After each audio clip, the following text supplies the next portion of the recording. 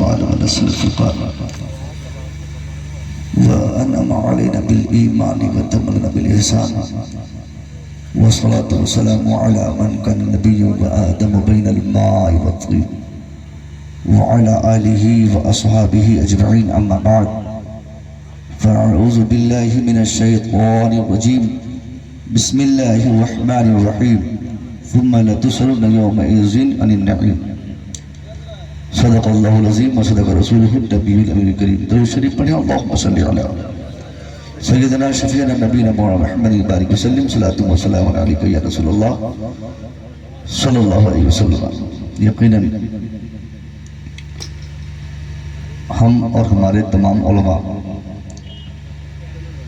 جب عالم ہیں تو جلسہ جلوس میلاد فاتحہ کرنا تو ہمارا کام ہی ہے۔ میں نے اپنے مشاہدے میں اب تک اس طرح سے بد نظمی کے ماحول میں جلسہ ہوتے ہوئے کبھی نہیں دیکھا۔ ہماری قوم کے لیے جلسہ کرنا اتنا ضروری نہیں جتنا ضروری کہ علماء کی عزت کرنا ہے۔ آپ کو میں بتاؤں کہ میں اور میرے دیگر علماء ہم لوگ جب سے آئے ہیں، خاص طور پہ میں نے جو محسوس کیا ہے بہت ہی زیادہ گھٹن سی محسوس ہو رہی۔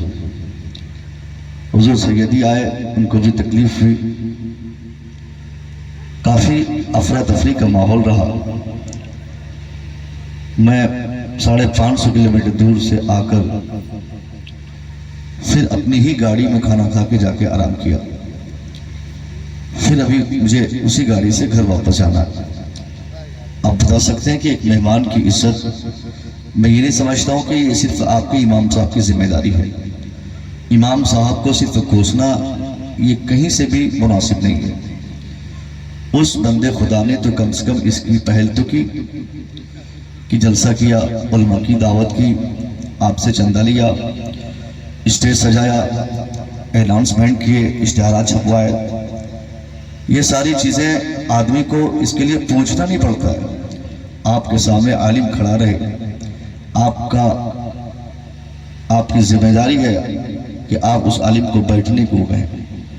ایک عالم آپ کے گاؤں میں آئے، امام صاحب نہ بھی رہے تو ان کی عزت کرنا آپ پر ضروری فرض ہے۔ صاحب بہت زیادہ بہار، بنگال، اتر پردیش، جھارکھنڈ، اڑیسہ، یہ ایسی ریاستیں ہیں پورے ہندوستان میں جہاں پوری دنیا میں کہوں کہ سب سے زیادہ جلسے بھارت میں اور بھارت کے ان ریاستوں میں ہوتے ہیں: اتر پردیش، بہار، بنگال، جھارکھنڈ، اڑیسہ۔ چھوٹ پھوٹ اور دیگر ریاستوں میں بھی جلسے ہوتے ہیں، مگر سب سے زیادہ دستہ بندی کے نام پہ، خانقاہ کے نام پہ، مدرسے کے نام پہ، تعمیر مسجد کے نام پہ سال میں درجنوں جلسے ان علاقوں میں ہو جایا کرتے ہیں۔ جلسے کا بنیادی مقصد ہوتا ہے قوم تک پیغامات پہنچانا۔ جلسے کے مادھیم سے ہمارے بچوں کو، ہماری بہنوں کو، ہماری بیٹیوں کو دین کے قریب کر کے ان کے اندر دین ڈالنا۔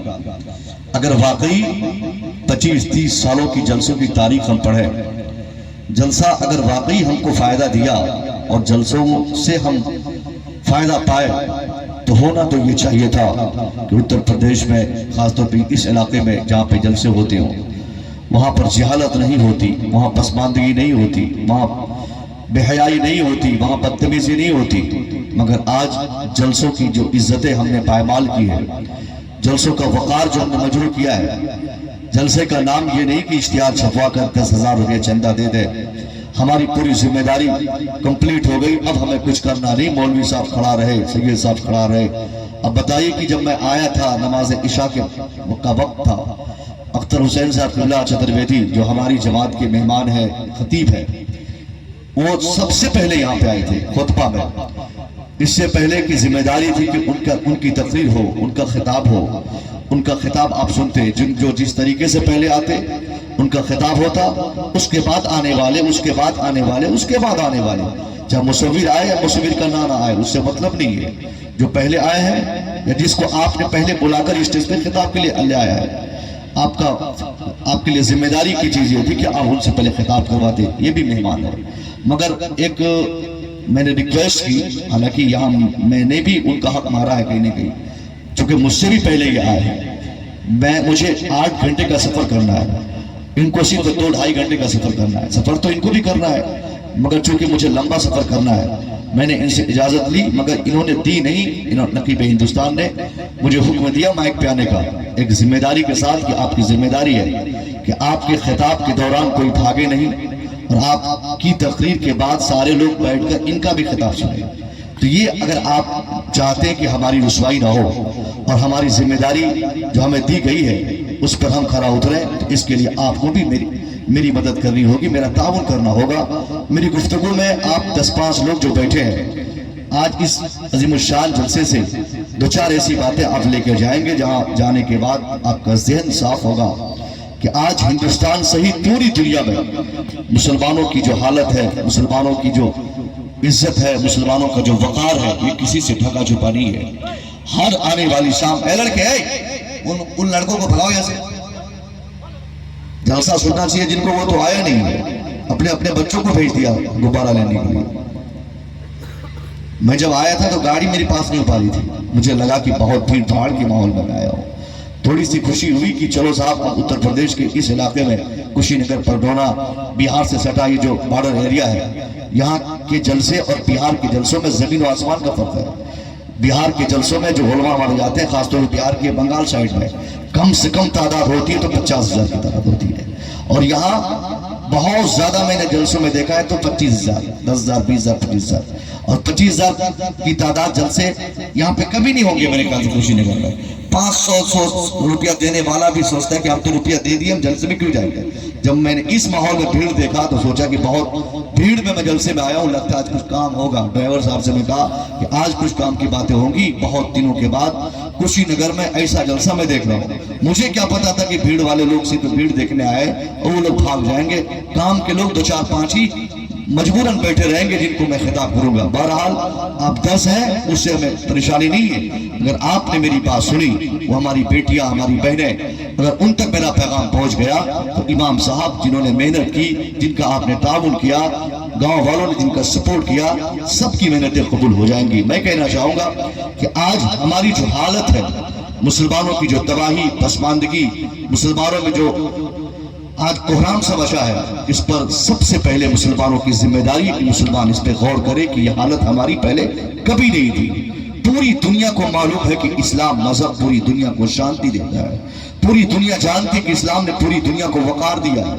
دنیا کو اس کا احساس ہے کہ سچائی کا پاٹ پوری دنیا میں صرف مذہب کے ناطے اسلام نے دنیا کو پڑھایا ہے، مگر آج اسلام مذہب کے ماننے والے دنیا کے ہر حصے میں آپ تلاش کریں، آج ہم سے زیادہ ذلیل، ہم سے زیادہ پسماندہ، ہم سے زائد جاہل، ہم سے زائد پریشان پوری دنیا میں کوئی نہیں۔ آخر اس پسماندگی کی وجہ کیا ہے؟ ہمارے بچے تھوڑی دیر کے لیے پریشان ہوتے ہیں، ان کو کہنا پڑتا ہے کہ ہماری یہ حالت بلا وجہ نہیں، سامنے والے نیتا کی وجہ سے، جس کو جو مرضی ہے وہ بول دیا میرا نیتا یہ ہے، ہم کو اس نے پریشان کیا، ہمیں وہ نیتا پریشان کیا، پھلانے کے جیتنے سے ہماری یہ حالت ہے۔ میں کہنا چاہوں گا صاحب، آپ بلا وجہ کسی پر کٹاکش کرتے ہیں، کسی پر تنقید کرتے ہیں۔ آج جو آپ کی حالت ہے پوری دنیا میں، جو آپ کا جو یہ وقار جو آج ڈاؤن ہوا ہے، اس کی رسپانسبلٹی قرآن و حدیث کے مطالعے کے بعد میں بتاتا ہوں، یہ صرف آپ کی ہے، ہماری ہے۔ ہماری بدکرداری کی بنیاد پر، ہماری بدتمیزی کی بنیاد پر، ہمارے کریکٹر کی بنیاد پر، ہمارے اخلاق و سیرت کی بنیاد پر، ہماری زندگی، ہمارے روزمرہ کے چلت پھرت کی بنیاد پر جو ہمارا یہ وقار ڈاؤن ہوا ہے، قرآن نے ہمیں انڈیکیٹ کرتے ہوئے کہا ہے وَمَا أَصَابَكُم مِّن مُّصِيبَةٍ فَبِمَا كَسَبَتْ أَيْدِيكُمْ What misfortunes befalls on you, it is because your hand has gathered it۔ قرآن ذہن دینا چاہتا ہے، اے مسلمان، تیری پسماندگی کسی نیتا کی وجہ سے نہیں، کسی ابھی نیتا کی وجہ سے نہیں، یہ تیری حالت، تیری عریانیت، تیری پسماندگی، تیرے سماج میں جہالت، یہ صرف تیری وجہ سے ہے۔ تو نے مصطفیٰ کا فرمان پڑھا مگر عمل نہیں کیا، تو نے ایمان لانے کا مطلب ہی نہیں سمجھا، تو نے اپنے سماج کو ہر طریقے سے برباد کیا۔ آج پوری دنیا میں عملی اعتبار سے سب سے زائد اگر سب تعداد کسی قوم کی ہے، پوچھئے ہمارے ان علماء سے، عملی اعتبار سے پوری دنیا کی سروسریشٹ قوم قوم مسلم ہے۔ عمل کے اعتبار سے जिस मजहब में 5 बार मस्जिद जाना, जिस मजहब में साल में 1 बार रोजा रखना, जिस मजहब में जिंदगी में 1 बार अमीरों पे हज करना, जिस मजहब में 1 साल में 1 मरतबा कंपल्सरी ज़कात देना, जिस मजहब ने अपने मानने वालों पर जरूरी करार दिया हो, इस अमल की बुनियाद पर पूरी दुनिया में सबसे बड़ी तादाद अगर किसी कम्युनिटी, किसी कौम की है तो वो कौम मुस्लिम है। ऐसा नहीं कि हमारी तादाद कम है, तादाद के एतबार से 160 करोड़ से ज्यादा आज पूरी दुनिया में हम बसते हैं। कलमा पढ़ने वालों की तादाद 160 करोड़ से ज्यादा पूरी दुनिया में है, मगर बावजूद इसके पूरी दुनिया में 160 करोड़ जिस कौम की तादाद है, उस कौम के बच्चे रोजाना मारे जाते, उस कौम की पसमानदगी की तारीख रोजाना लिखी जाती, उस कौम की बेटियों के साथ, बेटियों और बहनों के साथ लोग दुर्व्यवहार करते। आखिर ये तबाही के अय्याम हमारे समाज में आए क्यों है? मुसलमान बौखला के बोलता है हजरत फलाने की जीतने की वजह से, फलाने के हारने की वजह से, फलाने के आने की वजह से। मैं कहना चाहूंगा साहब, 160 करोड़ तादाद अब पूरी दुनिया में हमारी बेशक जरूर है, मगर कहीं भी पूरी दुनिया में, न कुशीनगर में, न पूरे उत्तर प्रदेश में, न बिहार में, न भारत में, न भारत से बाहर, पूरी दुनिया में मुसलमान एक पालिस्टर जमीन पर आज की तारीख में कहीं भी एक साथ नहीं। मुसलमानों का इत्तेहाद कहीं एक सरजमीन पे आप दिखा दे तो मैं बताऊं, 160 करोड़ किताबों में है, 160 करोड़ अखबारात में है, 160 करोड़ टीवी चैनलों में है, 160 करोड़ रिसर्च कमेटी की रिपोर्ट में है, मगर मुसलमान न कुशीनगर में एक हो सका, न उत्तर प्रदेश में एक हो सका, न बिहार में एक हो सका।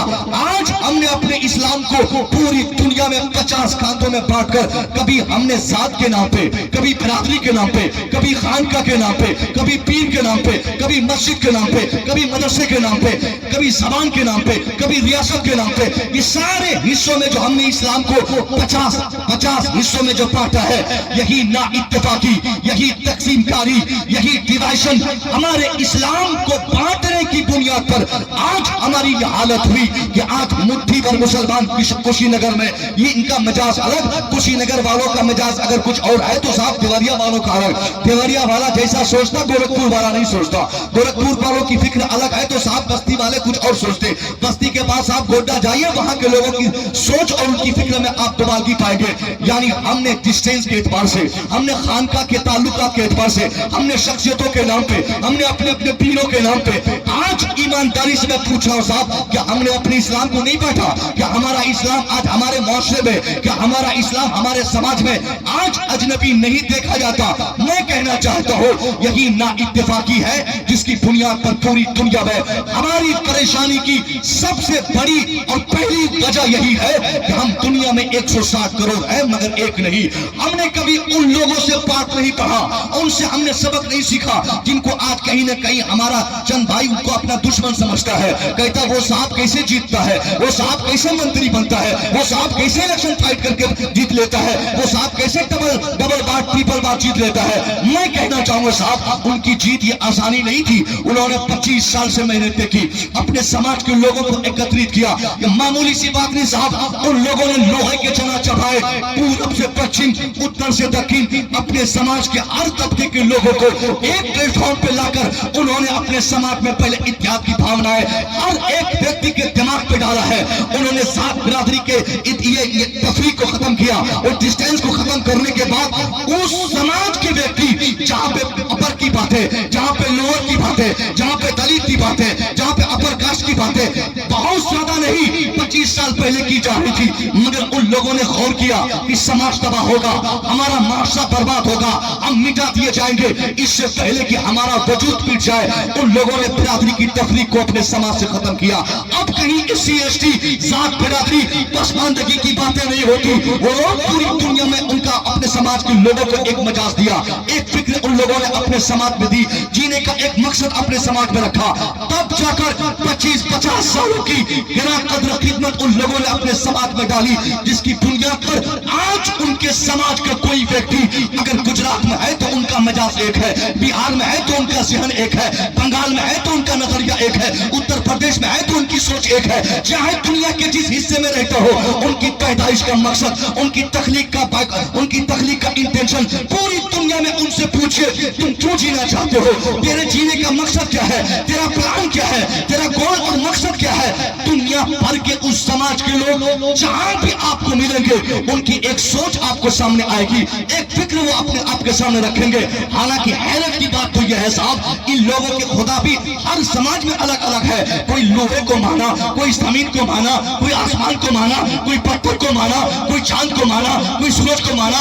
बंगालियों के लिए अलग, बिहारियों के लिए अलग, उत्तर प्रदेशी के लिए अलग, गुजरातियों के लिए अलग, मराठी के लिए अलग। दुनिया के हर क्षेत्र में, हर समाज में 360 करोड़ से ज्यादा अशिया और अफराद को जिन लोगों ने जरूरत के मुताबिक कभी न कभी खुदा कहा हो, उनके समाज पे जब हम गौर करते हैं, वो दुनिया में जहां है मुत्तहिद है, यूनाइटेड है, उन लोगों ने इत्तेहाद कायम किया है। इसलिए आज दुनिया की सबसे भारी कुर्सी उनके पास, सबसे अजीम कुर्सी उनके पास, सबसे ज्यादा मिनिस्टर उनके पास, सबसे बड़ी ताकत उनके पास, सबसे बड़ी पॉलिटिक्स पार्टी उनके पास। किनके पास? जिनके समाज में कभी आज से 25 साल पहले इत्तेहाद कोई चीज नहीं समझी जाती, आज वो मुत्तहिद है।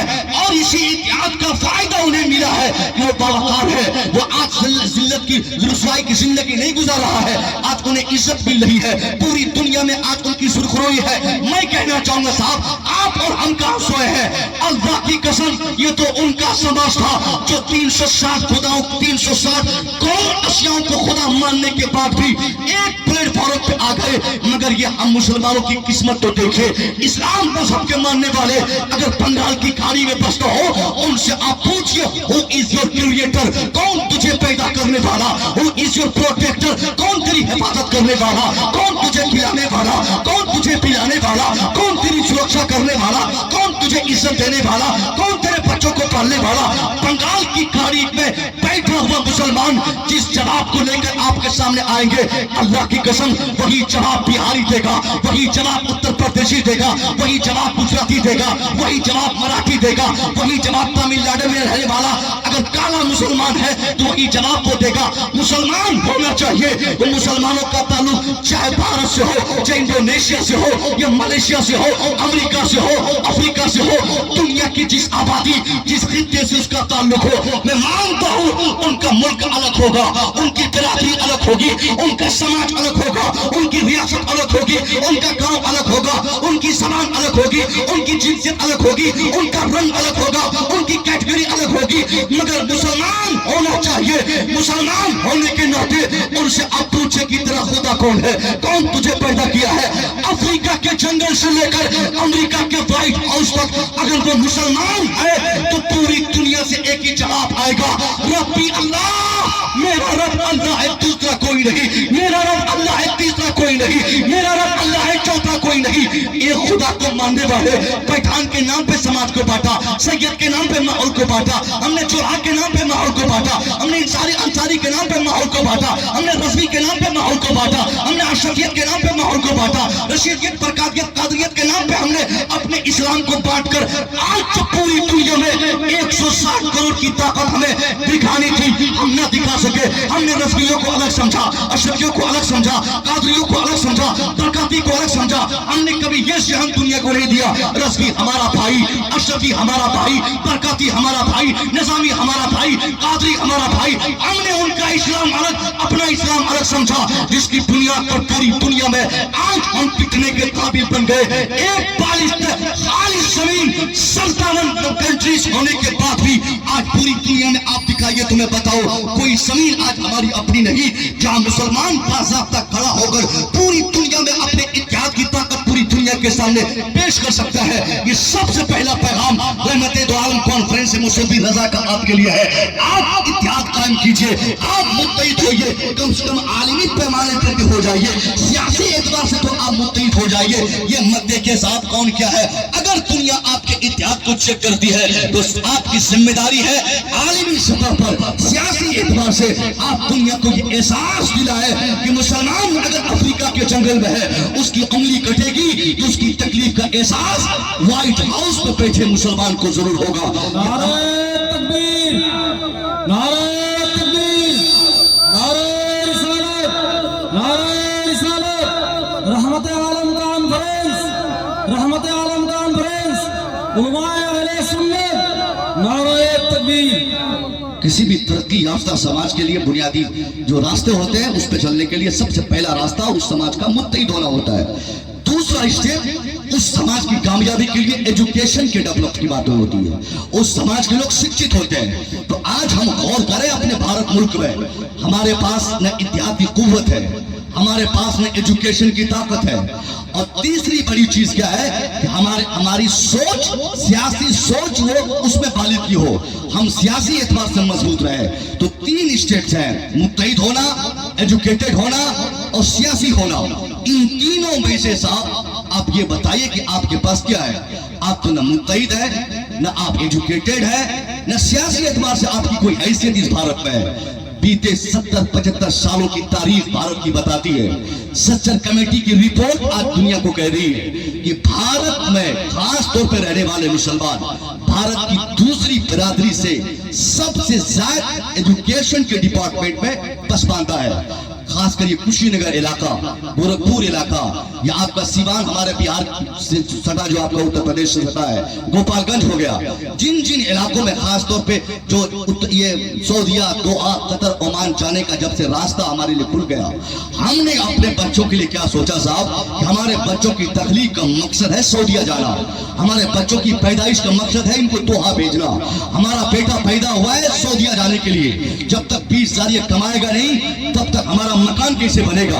ये 10-20 हजार कमाने की लालच में जो हमने अपने बच्चों का पासपोर्ट बनाकर वक्त से पहले मैट्रिकुलेशन एग्जाम अभी पास आउट मेरा बेटा किया नहीं, इंटरमीडिएट का एग्जाम उसने दिया नहीं, पड़ोस में किसी ने 2 तल्ला मकान क्या बना लिया। अब उसकी इमारत देखने के बाद एक बाप के दिमाग से ये फैसले जाहिर होते हैं जबान के जरिए, बेटा देखता नहीं पड़ोस में मकान बन गया, तू कब जाएगा? जल्दी से तेरा पासपोर्ट बनाता हो और तेरे लिए वीजे का इंतजाम करता हो। ले गया लखनऊ, बनाया पासपोर्ट, कहीं ऑफिस से राब्ता किया, अब उसकी उम्र घटा बढ़ा के किसी ने 3-5 करके उस बेटे को भेज दिया सऊदीया। किस लिए? 20 साल कमाने के लिए। अब वो बेटा सऊदी गया है, जहाज पे बैठा सऊदी चला गया, 2 साल के बाद आएगा। पहले 6 महीना वो कमा कर वीजा पासपोर्ट में जो खर्चा हुआ है उस सारे खर्चे को वो बियर करेगा। फिर आखिर के 6 महीना वो इसलिए कमाएगा कि उस कमाई से जाने के अखराजात हो जाए, मम्मी की साड़ी का इंतजाम हो, भाई के कपड़े का इंतजाम हो, बहन के लिए मोबाइल का इंतजाम हो, अब्बा की दवाई के लिए कुछ पैसों का इंतजाम हो, और 1 साल मेहनत से कमाएगा। उस एक पूरे साल कमाने के बाद बुनियाद डालने तक का पैसा वो नहीं कमा पाएगा, वो 2 महीना कब बनाएगा? 25 साल तक सऊदी में मेरा बेटा रहेगा। हमारी जैसी हालत पहले थी वैसी हालत आज रहेगी। मैं कहना चाहूंगा, हाँ औलाद हमारी है, पढ़ाना और कमाना हमारा काम है, वो नहीं कमाएगा तो कौन कमाएगा? मगर मैं कहना चाहता हूँ साहब, आप अपने बच्चों से कमवाइए, बच्चा आपका कमाएगा, आपकी जिम्मेदारी है उनको दुबई, सऊदीया, दोहा भेजना। मगर वक्त से पहले भेजकर वो बाप अपने बच्चों पे सिर्फ जुल्म नहीं करता, बल्कि पूरे माशरे पे जुल्म करता है, पूरी कम्युनिटी पे जुल्म करता है, पूरे माशरे को तबाह करता है। आपके लिए सऊदी, दुबई, कतर जाना हराम नहीं। आपके लिए सबसे बड़ी चीज क्या थी कि आप अपने बेटे को दुबई भेजते, मगर किस लिए? कमाने के लिए नहीं। अगर कमाने के लिए भेजेंगे तो जिंदगी भर बेटा 20 हजार ही कमाएगा, उससे ज्यादा 25, 30, 40 तक पहुंच पाएगा, मगर वो वक़ार कभी नहीं पाएगा जो वक़ार एक पढ़े लिखे को मिलता है। वो इज्जत आपके बेटे को नहीं मिलेगी जो इज्जत पढ़े लिखे को मिलती है। आपने पहले अपने बच्चों के मुस्तकबिल को खराब किया, अपने माशरे को जहालत के दलदल में डालकर अपने समाज को अंगूठा छाप समाज बनाया। आपने सऊदीया कमा के स्कॉर्पियो खरीदी, आपने दुबई कमा के मकान बनाया, आपने दोहा कमा कर आपने करोड़ों के रुपए जमा कर लिए। मगर ये सारी चीजें होने के बाद अगर आपके बच्चे जाहिल रहे तो ये बहुत बड़ी गलती आपकी है। अगर आपने जमीन बेच के बच्चों को पढ़ाया तो ये ऐप नहीं, मकान बेच के बच्चों को पढ़ाया तो ऐप नहीं, जेवरात बेच के बच्चों को पढ़ाया तो ये ऐप नहीं। ऐप तो है कि बाप दुबई में है, बेटा जाहिल है, बाप स्कॉर्पियो में घूमता है, बेटा जाहिल है, बाप करोड़पति है, बेटा जाहिल है, बाप के पास 50 लाख की संपत्ति है, बेटा जाहिल है। ये ऐप नहीं कि बाप जमीन बेचता है बच्चों की तालीम के लिए, माँ जेवरात बंधन रखती है बच्चों की तालीम के लिए। आपको आज इस समाज में अगर तब्दीली चाहिए तो चीखने चिल्लाने से तब्दीली नहीं होगी। योगी मोदी अमित शाह को गाली देने से आपके अच्छे दिन नहीं आने वाले। आपके अच्छे दिन तो तब आएंगे जब आप अपने समाज को तालीम के मैदान में लाकर उसको एक तालीम का माहौल देकर अपने आने वाली नस्लों को पढ़ लिख कर मोदी से अपना हक मांगने पर मजबूर करेंगे। साहब रामलीला मैदान हो, जंतर मंतर हो, या साहब दुनिया का कोई मैदान जहां हम अपनी बहन बेटी समाज को ले जाकर अपना हक भीड़ लगाकर मांगेंगे, दुनिया हमें अपना हक नहीं देगी। हमें अपने हक मांगने के लिए पहले हमें अपने कलम की ताकत करनी पड़ेगी, इस समाज को मजबूत करना पड़ेगा, आने वाली नस्लों की बेहतरी के लिए छोटे छोटे बच्चों को पढ़ाना पड़ेगा, उनकी तालीम को दुरुस्त करनी पड़ेगी, तब जाकर हमारे समाज में तब्दीली आएगी। जाहिल समाज सऊदीया में ठेकेदार बन जाए, मगर ये ठेकेदारी उनकी बहुत ज्यादा दिन चलने वाली नहीं, ये उनके लिए कोई पढ़ाई का रास्ता नहीं। जो 50 लाख रुपया 5 साल में कमा लिया, वो इंसान 50 लाख आज 5 साल में कमाया है, अगर उसका बेटा चाहिए है तो उस 50 लाख को 5 दिन में खर्चा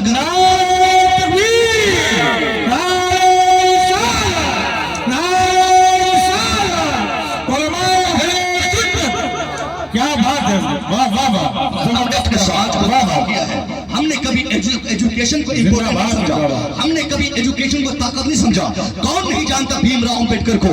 अंबेडकर जी मैं उनको बोलता हूं, बड़ी इज्जत से मैं उनको स्टडी करता हूं, अक्सर मैं उनको पढ़ता रहता हूं। भीमराव अंबेडकर जी ऐसे समाज का व्यक्ति साहब, जिस समाज में पढ़ना हराम समझा जाता, जिस समाज में एजुकेशन को हराम समझा जाता, या तो उनको लोगों ने समझा दिया कि बाबू तेरा काम पढ़ना नहीं, तेरा काम कुछ और करना है, तेरा काम नौकरी करना, तेरा काम दूसरों की खिदमत करना, तेरी पैदाइश हमारी खिदमत के लिए हुई है। या तो समाज ने उनको समझा दिया था, या फिर ऑलरेडी वो लोग समाज और हालात के एतबार से समझ लिए थे।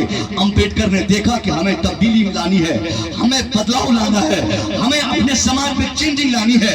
अब इस चेंजिंग के लिए उसने अपने समाज के लोगों को जंतर मंतर नहीं बुलाया, अपने समाज के लोगों को शाहीन बाग अपनी बहन बेटियों को ले आकर नहीं बिठाया, बल्कि इस तब्दीली के लिए सबसे पहले उसने अपना नाम बदला, अपना ठिकाना बदला, अपने बाप का नाम बदलकर महाराष्ट्र के एक छोटे से स्कूल में उस बंदे खुदा ने अपना नाम लिखाकर पढ़ाना जब शुरू किया, इतनी मेहनत उस बंदे ने की, इतनी मेहनत की, वक्त रहते हो हिंदुस्तान से बाहर वो पढ़ने चला गया, बाहर पढ़ा, बड़ी पुख्तगी उनकी तालीम में जब आ गई, 64 सब्जेक्ट पर उनको मास्टर की डिग्री देनी पड़ी यूनिवर्सिटीज को, उसके बाद साइंस फैकल्टीज पर उस बंदे ने पीएचडी की डिग्री हासिल की, 9 भाषाओं पर उनको मलका हासिल था। अब इतना पढ़ा कि जिस अंबेडकर को इसी भारत की सरजमीन पर जिस समाज के व्यक्ति को कोई इज्जत नहीं देता, आज जिले का नाम उस अंबेडकर के नाम पर, सड़कों का नाम उसी अंबेडकर के नाम पर, इलाके का नाम उसी अंबेडकर के नाम पर, ये इज्जत, ये शोहरत, ये वकार अंबेडकर या उसके समाज को कहां से मिला? ये वकार उनको उनकी एजुकेशन की बुनियाद पर, उनके तालीम की पुख्तगी की बुनियाद पर। एक अंबेडकर ने अपने समाज की तब्दीली के लिए तालीम को जरूरी समझकर जब पढ़ाना शुरू किया तो इतनी तब्दीली आ गई, तो क्या हम अपने बच्चों को उसी निहज पे पढ़ाएंगे? क्या ये तब्दीली नहीं आएगी? मैं आपसे यही कहूंगा कि अपने बेटों को मौलाना बनाइए। आपकी औकात क्या अपने बेटे को आप मौलाना बनाएंगे? आप मौलाना नहीं बना सकते साहब। क्यों नहीं बना सकते? इसलिए कि जो आदमी आलिम की आज तक इज्जत नहीं कर सका, वो अपने बेटे को क्या आलिम बनाएगा? जो आदमी किसी इमाम की इज्जत नहीं कर सका, उसका बेटा क्या कभी हाफिज कुरान बनेगा? जो इंसान कभी आलिम को वकार न दे सका, वो क्या कभी आलिम बनेगा? मत बनाइए आलिम अपने बेटों को। अल्लाह जिनकी किस्मत में लिखा था वो लोग उलमा वो लोग आलिम बन गए, वो मुफ्ती बन गए, वो हाफिज बन गए। और मस्जिद बनाने की आपको जरूरत नहीं। आपने इनको मनहूस समझा, आपने उसको इनको बेकार समझा, आपने 10,000 कमाने के लायक इनको समझा, आपने अपना सर खरीद गुलाम समझा, आपने अपनी मस्जिदों और मदरसों का गुलाम और नौकर समझा। इसलिए आप अपने बेटे को आलिम क्यों बनाइएगा? आप तो यही कहिएगा ना कि साहब आलिम बनाकर कौन फंसने जाएगा? मेरा बेटा आलिम बनेगा, 10,000 रुपया महीना कमाएगा, फिर तरक्की कैसे होगी? मैं कहना चाहूंगा मत बनाइए बेटे को आलिम। तो आप ये बताइए, ये आलिम जो हमारे समाज में बनते हैं सिर्फ 4% बचे। पूरे भारत वर्ष में सर्च कमेटी ने रिपोर्ट दी है, मुसलमानों की जितनी भी तादाद भारत में है, या जिस फैकल्टी में जिस बिरादरी से उसका ताल्लुक है, पूरी कम्युनिटी में, चाहे वो शिया हो, सुन्नी हो, वहाबी हो, सबको मिलाकर सर्च कमेटी ने बताया कि सिर्फ 4% बच्चे, कलमा गो के बच्चे, मुसलमानों के बच्चे मैं नहीं कह सकता, कलमा गो के बच्चे, सिर्फ 4% बच्चे ऐसे हैं जिनका ताल्लुक मदरसों से है। यही 4% में कोई सैयद लईक बनते हैं, यही 4% में कोई साहब या गोशी से नातना बन के हमारे समाज में आते हैं, यही 4% में कोई अनाउंसर बनते हैं, यही 4% में कोई मुफ्ती आजम बनता है, यही 4% में कोई मुजाहिद मिल्लत बनता है, यही 4% में कोई हाफिज मिल्लत तैयार होता है, यही 4% में साहब कोई अल्लामा जाउल मुस्तफा बनता है। ये 4% बच्चों की जरा कामयाबी तो देखिए, किसी को खानका मिली, किन्हीं को मदरसा मिला, किन्हीं को इमामत मिली, किन्हीं को दरसगाह मिली, मगर मैं कहना चाहूंगा आपने इसको कामयाबी का मैदान नहीं समझा। आपने सोचा कि 96% जो जहां कामयाबी है वहां मैं कामयाब होऊंगा, 4% में मैं लफड़े में नहीं पड़ूंगा। तो मैं आपका सवाल करूंगा, आपने अपने बेटे को हाफिज नहीं बनाया, कोई कंप्लेंट नहीं, आपने बेटे को कारी नहीं बनाया, कोई एतराज नहीं, आपका बेटा अल्लामा नहीं बना, कोई शिकायत नहीं, तो आप बताइए कि आपका बेटा आलिम नहीं बना तो डॉक्टर क्यों नहीं बना, हाफिज नहीं बना तो हाफिज नहीं बना तो इंजीनियर क्यों नहीं बना, आपका बेटा मुहद्दिस नहीं बना तो आईएएस क्यों नहीं बना? अगर आपने अपने बेटे को न हाफिज बनाया, न आलिम बनाया, न कारी बनाया, न मुहद्दिस बनाया, न डॉक्टर बनाया, इसका मतलब यह है कि सारी तबाही की जड़ आप है, सारी तबाही की बुनियाद आप है। आपने कामयाबी के लिए अपने बेटे को न मदरसे में डाला, न कॉलेज में डाला, जिसकी बुनियाद पर आपका जो वकार पूरी दुनिया में मजरूह है, इसका जिम्मेदार कोई नेता अभिनेता नहीं, इसका सबसे बड़ा जिम्मेदार आप खुद हैं। पैसे की कमी है साहब इस इलाके में, इस इलाके में पैसों की कमी है। बेहमदे ताला मैं बहुत दिनों से, तकरीबन 15-20 सालों से मेरा ताल्लुक उत्तर प्रदेश से है, 20 सालों से मेरी तालीम यहाँ होगी, मेरी परवरिश इसी उत्तर प्रदेश में हुई, मगर पैसों की जो ताकत अल्लाह ने सीवान, गोपालगंज हमारे बिहार में, थोड़ा सा छपरा, उसके बाद इधर साहब पडरौना, कुशीनगर, देवरिया, गोरखपुर, बस्ती तक आप चले जाइए, घोसी तक चले जाइए, आजमगढ़, मऊ तक चले जाइए, हर घर के 2 लोग विदेश में है। साहब वो भाई किस काम का, उस भाई की कमाई किस काम की, जिस भाई के कमाने के बाद उसका एक भाई डॉक्टर न बन सके। वो भाई की कमाई किस काम की, जिस भाई की कमाई के बाद उसके घर तो बन गए मगर उसके भाई का घर न बन सका। वो बाप किस काम का, जो बाप 25 सालों से सऊदीया में रहा मगर अपने एक बेटे को कोई ऑफिसर नहीं बना सका।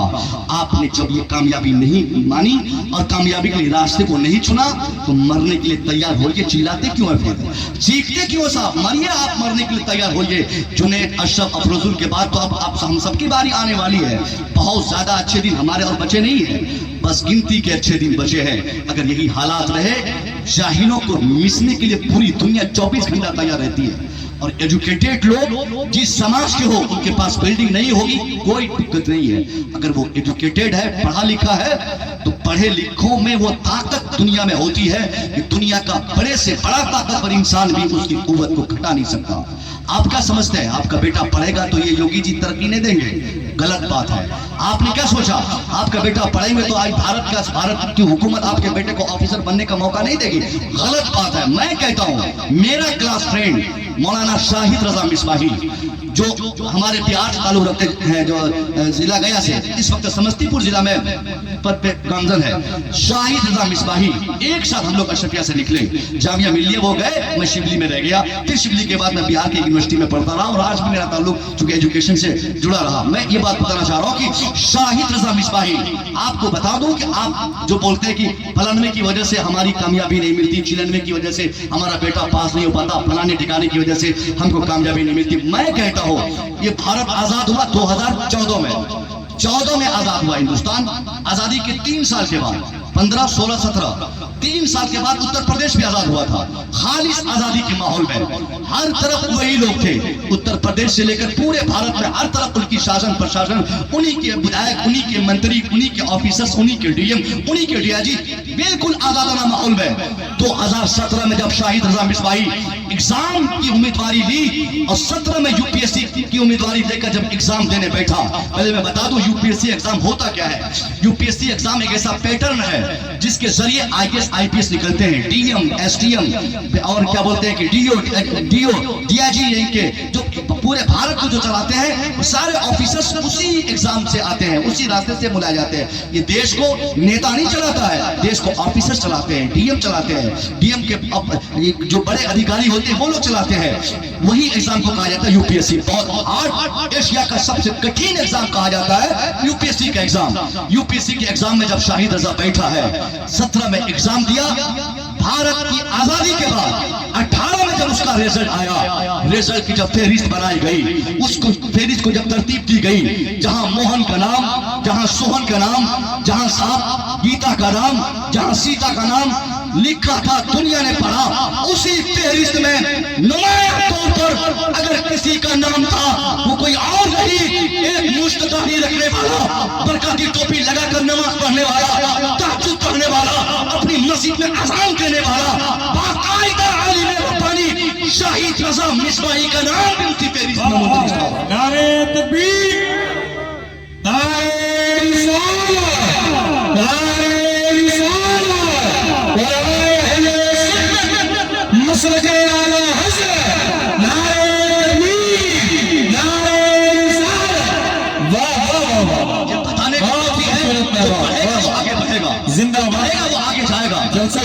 क्या कामयाब होगा? कामयाब तो तब होता जो सब लोग बैठे रहते।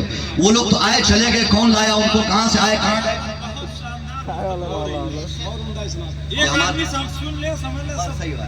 ये तो और ये हकीकत है साहब कि जो अभी बैठे हैं ये ओरिजिनल जलसा ही सुनने के लिए आए हैं, तभी तो बैठे हैं। बाकी जब सब बदमाश टाइप के लोग थे तो चले ही जाते हैं बदमाश टाइप के लोग जलसा खराब करके। मैं उनको बदमाश इसलिए कहता हूँ कि मुस्तफा की महफिल की इज्जत को उनकी वजह से उसमें इज्जत में कमी पेश आती है, इसलिए वो आदमी बदमाश है। अगर हम महफिल में जाए तो हम आलिम की महफिल में इस हैसियत से बैठे कि आलिम का एक जुमला हो सकता हो, मुमकिन है, पॉसिबिलिटी है, हमारी दुनिया बदल दे, हमारी आखिरत बदल दे। वो कौन सी बात साहब, आए चले गए, पान खाए, गुटखा खाए और ये साहब खाना खाए, बिरयानी कमेटी वालों की खा ली है, उसमें पुलाव खा लिया और भाग गए हम। ये पूरा खर्चा ये पूरे उलमा की आमद सिर्फ इसलिए हुई है कि आप तक पैगामात पहुंचे। पहला पैगाम इत्तिहाद का, दूसरा एजुकेशन का मैं अभी दे रहा हूँ कि साहब जो पढ़ेगा वो आगे बढ़ेगा, जो पढ़ेगा वो आगे जाएगा। ये मैं आपसे गुजारिश करूंगा, 2-4-10 साल आपका दिमाग ठंडा हो, अपने बच्चों के करोड़ों के मुस्तकबिल को 10,000 कमाने के चक्कर में आप सऊदीया ना भेजकर किसी इदारे में आप उसको डालें। बाकायदा इंसान बनाने के लिए उन बच्चों के लिए आप जमीन आपको बेचनी पड़े बेच दें, मगर उसको पढ़ाइए। जब आप उन्हें पढ़ाएंगे यकीन जानिए आपकी जमीन टिक जाएगी, मकान नहीं बनेगा, गाड़ी आप नहीं खरीदेंगे, कोई बात नहीं। अगर आपने सब कुछ गंवाकर अपने एक बेटे को अगर आपने पढ़ा लिया, मरने का वक्त आपका करीब आ जाए, मर जाइए आराम से, मगर आप अपनी कब्र से रूहानी तौर पर देखेंगे और मुस्कुराएंगे कि वो बेटा जिनकी तालीम के लिए हमने जमीन बेची थी, झोपड़पट्टी से छोड़ा था, उसी झोपड़पट्टी में रह के मेरा बेटा एजुकेटेड होने की बुनियाद पर महलों में रहने वालों को घुटना टेकने पर मजबूर कर रहा है।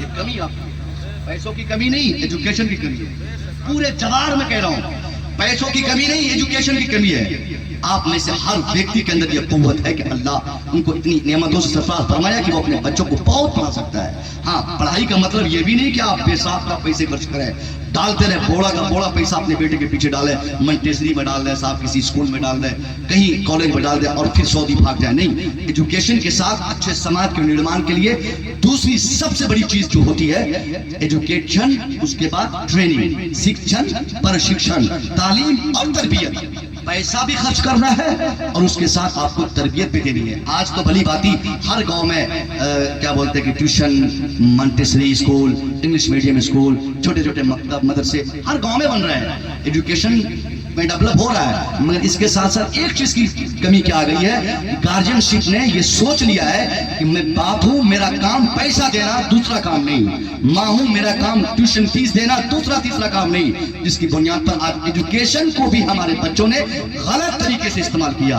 कॉलेज जाने के नाम पर, स्कूल जाने के नाम पर, ट्यूशन जाने के नाम पर आज आवारगियां जो परवरिश पा रही है, इसके पीछे का जिम्मेदार भी आप ही बाप है। आपने 5,000 अपने बेटे को महीने का खर्च किया उसके पीछे, मगर उसके पीछे आप नहीं कभी गए कि आपका बेटा जाता कहां है, आता कहां से है, पढ़ता किससे है, करता क्या है। आपने एक महीने में स्कूल में 5,000 तो दिया, मगर 1 घंटा उस बेटे के पीछे खर्चा नहीं करके आपने ये नहीं सिखाया कि बच्चा इंसान कैसे बन रहा है, पढ़कर अपने एजुकेशन का इस्तेमाल कैसे कर रहा है, तालीम की बुनियाद पर समाज की तरक्की के लिए कैसी सोच रखनी है। बेटियों और बहनों के साथ जो आज दुर्व्यवहार हमारे मुआशरे में हो रहे हैं, मैं भी छोटा सा प्लस-2 स्कूल का एक छोटा सा टीचर हूँ, गवर्नमेंट टीचर। अभी कुछ दिन पहले अल्लाह ने मुझे ये मुलाजमत दी, मगर मैं जब वहां देखता हूँ वहां तो नहीं बोल सकता, चूंकि वहां मैं गवर्नमेंट का मुलाजिम हूँ, वहां नहीं बोल सकता। मैं अपने समाज की बेटियों को मैंने देखा साहब, अभी 9th क्लास में पढ़ रही है, एक बित्ता का मोबाइल लेकर वो आ रही है। अब मोबाइल चलाना क्लासरूम में बैठकर आप मना नहीं कर सकते, ज्यादा से ज्यादा आप कह सकते हैं शगुफ्ता पढ़ाई कर, शगुफ्ता कॉपी ला, शगुफ्ता ब्लैक बोर्ड साफ कर। उससे ज्यादा आप कुछ भी बच्ची को नहीं कह सकते, चूंकि आप टीचर है। मुझे जब मौका मिलता है स्टेज पर आने का, तो यहाँ तो मैं टीचर नहीं, यहाँ पे कौम का खादिम होता हूँ। यहाँ पर बताना ही मेरे लिए जरूरी होता है। अगर नहीं बताऊंगा तो कल मैदान महशर में अल्लाह हमारी गिरफ्त फरमाएगा।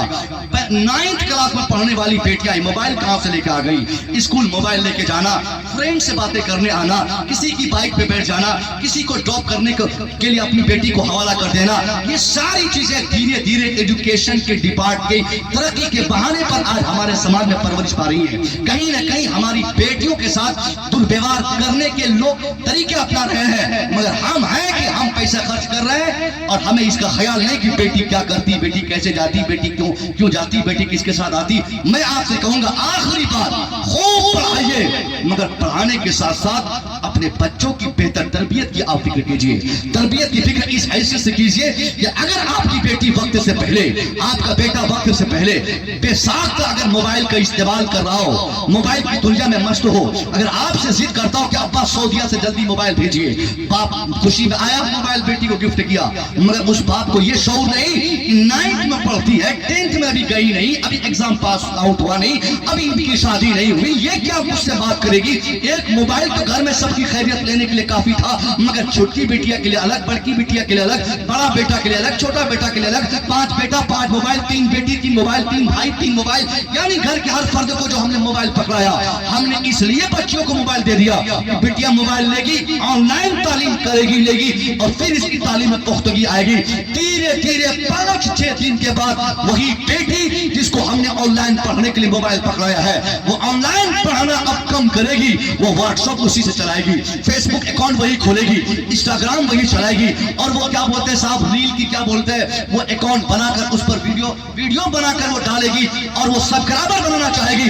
फिर नतीजा क्या निकलेगा, क्या काफिर, क्या मुसलमान, क्या बदमज़हब, क्या अच्छे मजहब, क्या बदअकीदे की बेटी, क्या अकीदे वाले की बेटी, क्या सुन्नी की बेटी, क्या वहाबी की बेटी, सबकी बच्चियों के साथ हमारी बच्चियां मिल जाएंगी। नतीजा क्या निकलेगा, 5-10 साल के बाद 9th में पढ़ने वाली बेटी जब मास्टर की डिग्री लेकर हमारे दरवाजे पर मुस्कुराते हुए आएगी, वो डिग्री सिर्फ नहीं लाएगी, किसी समाज के बेटे को अपने साथ लाकर अपने बाप से कहेगी, अब्बा ये मेरा होने वाला शौहर है, मैं इससे शादी करूंगी, अब्बा मेरा ये शौहर है, मैंने इससे ब्याह किया है, मैंने 4 फेरे लगाए, मैंने 7 फेरे लगाए, मैंने अग्नि को सलाम किया, मैंने इसको दुल्हा माना, मैंने इससे निकाह किया। मालूम ये होगा उस वक्त वो बाप रोएगा, बोलेगा हजरत मैंने तो बेटी को MA कराया, बेटी को ग्रेजुएट बनाया, बेटी को इंटर कराया, बेटी को मैट्रिक कराया, मगर मेरी बेटी पढ़ लिखने के बाद भी ये सख्त कदम क्यों उठाई। जवाब मुसफिर की तरह हमारे समाज के सारे उलमा देते हुए आप तक कहेंगे, हाँ ये आपकी कमजोरी की बुनियाद पर आपकी बेटी ने यह पेशकश की है। जिस दिन आपने आजादी का गलत तस्वुर अपनी बेटी को दिया था, जब आपकी बेटी 9th क्लास में पढ़ती थी, उस दिन आपने आजाद छोड़ा। जिस आजादी के बहाने पर आज जब आपकी बेटी 22-25 साल की हो गई, हुकूमत की चंद किताबें पढ़ने के बाद आजादी का गलत मफहूम इसके दिमाग में बैठ गया, इसलिए अब आप इसे नहीं रोक सकते। इनकी शादी इनकी मर्जी के मुताबिक होगी, इनका ब्याह इनकी मर्जी के मुताबिक होगी, इनका लिबास इनकी मर्जी के मुताबिक होगा, इनका ड्रेस इनकी मर्जी के मुताबिक होगा, इनका घूमना इनकी मर्जी के मुताबिक होगा।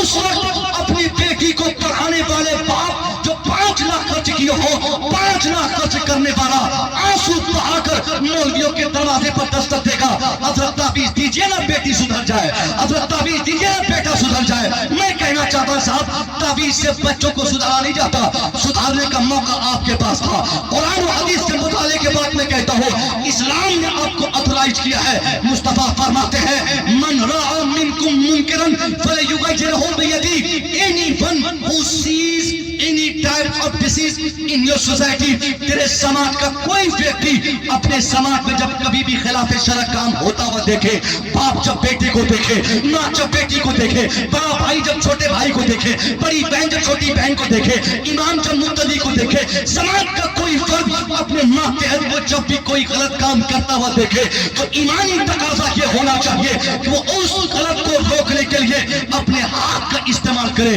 अपने हाथ की कुव्वतों का इस्तेमाल करे। क्या मतलब ये कि जिस दिन बेटियों को हमने मोबाइल इस्तेमाल करते देखा, जिस दिन मां ने छत पर चढ़ी बेटी को मोबाइल के जरिए बुनबुनाते हुए सुना, उस दिन उस मां की जिम्मेदारी थी उस बेटी का पीछे से बाल पकड़ के पांव की चप्पल निकाल के 5 चप्पल कायदे से, पहली गलती पर अगर आपने बेटी को मारा होता, अल्लाह की कसम उसी दिन वो बेटी समझ लेती मोबाइल छूना कितना जुल्म है, किसी से बात करना कितना गलत है, गैर महरम से दोस्ती करना कितना गलत है। फिर वो बेटी मोबाइल छूना तो दूर की बात है, घर का निजी मोबाइल घंटों से घंटी बजती रहेगी, उस बेटी की जुर्रत नहीं होगी कि कभी उसको टच करे।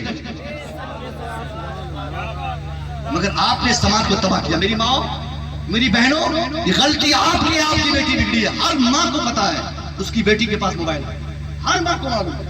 माँ के नॉलेज के बगैर बेटी का एक कदम घर में आगे नहीं बढ़ता, सब पता है माँ को। एक पेट पर सोने वाली माँ और बेटी, माँ की मौजूदगी में बेटी बात करती है। ऐसी बदहोशी में आप सोती हो कि बेटी फुसफुसा रही है, आपको पता नहीं है? कहाँ समाज बना रहे हैं आप? अरे साहब, एमए कर ली बेटी तो कोई कामयाबी थोड़ी है। कामयाबी तो आपकी बेटी के लिए तब थी कि जब आपकी इज्जत को आपके घर में बहाल रखती। आपकी बच्चियां आपके घर की जीनत है। सर्विस, पैसा, नौकरी, डिग्री, ये सारी चीजें आपके लिए बहुत बड़ी चीज नहीं है। सबसे बड़ी चीज ये है कि आप दुबई में रहते हैं, बड़ी मेहनत आपने की है। आप कोशिश करें कि आपकी जिंदगी भर की मेहनतों को एक सेकेंड में आपकी बच्ची न गवा दे।